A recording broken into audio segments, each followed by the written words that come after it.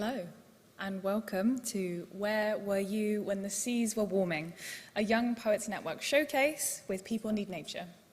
My name is Helen Bowell and I am the Poetry Society's Education Coordinator, which means I run its Young Poets Network, which is our online hub for young writers worldwide aged 5 to 25, which is quite the age range. We run writing challenges on different themes throughout the year. And this summer, we collaborated with the charity People Need Nature for the 4th time. They've worked with us to run challenges on unequal access to nature, especially during COVID, and about how naming species can bring us closer to, but also take us further away from nature, as well as nature in young poets' everyday lives, and judged variously by Scots poet Jen Hadfield and poet Boyega Odebanjo. Inspired by COP26 taking place here in the UK, this year we set a 4th challenge called Poems to Solve the Climate Crisis, asking young people to explore the UK's presidency theme of nature, nature-based solutions to the climate chaos, and what we can do to help nature too. Devon-based poet Louisa Adjoa Parker shared writing prompts and resources on the Young Poets Network website, which you can still use, and we received entries from all 4 nations of the UK and 22 more countries worldwide, including Australia, Bangladesh, Brazil, and the USA. The winning poems offered ideas for working together, demanded accountability, and asked us, above all, to pay attention. Today, we're hearing from the winning poets in that challenge, selected by Louisa. 4 of them are here in person, and 5 international winners from the US, Canada, the Philippines, and India will be performing via video. We'll hear from the commended poets first and work our way up to 3rd, 2nd, and 1st prize. We're also hearing from Damus First School in Dorset, where Louisa has been working to inspire children to write about climate change with the support of People Need Nature. And People Need Nature trustee Gary Roberts will be introducing that film. And we'll also hear from local prize-winning foil young poet Mags Dixon, who's studying at the University of Glasgow and who we've worked with since they were aged 11, so it's really lovely to have them here. Before we begin, I just want to acknowledge at this urgent global climate conference, you might be thinking, what has poetry got to do with anything? And while it's true that poetry is not really a solution, it's not going to stop wildfires or still hurricanes, I will say that poetry is a way of directing and paying attention.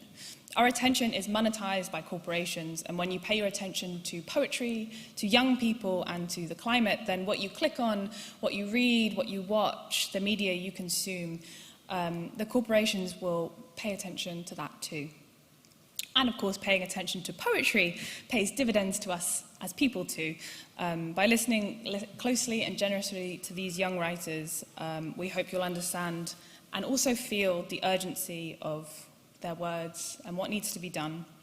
To paraphrase Alia Begum, when you finally notice the world looking back, it asks you to take care of these streets you cross, your allotment in this garden of this unruly world.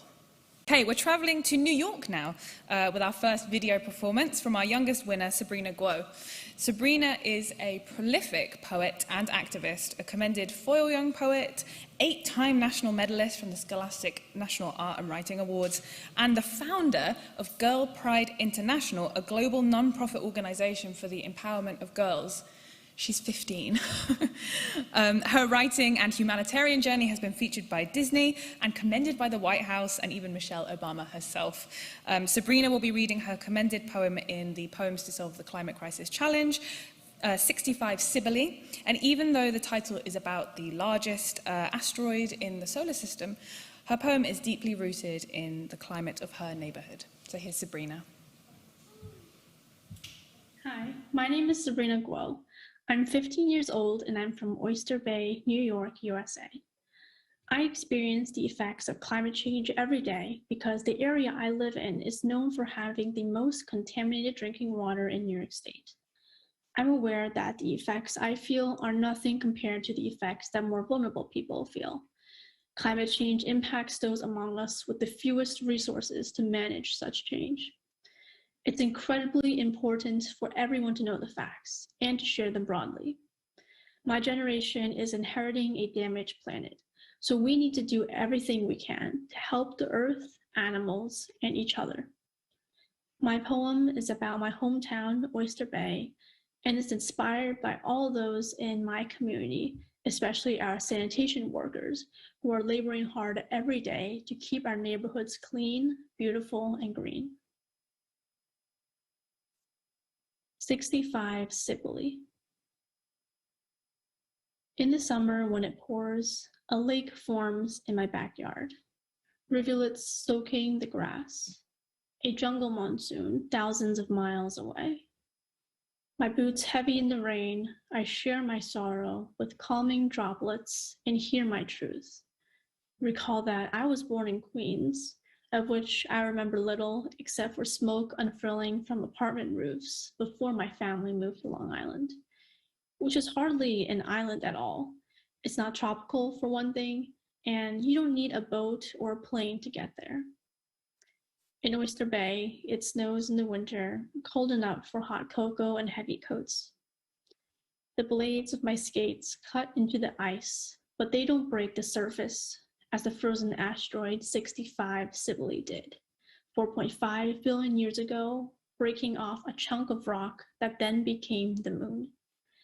In concert with the sun, that solar nebula collapsed by gravity, spread its tendrils over the Earth, melted the ice that remained into bodies of water.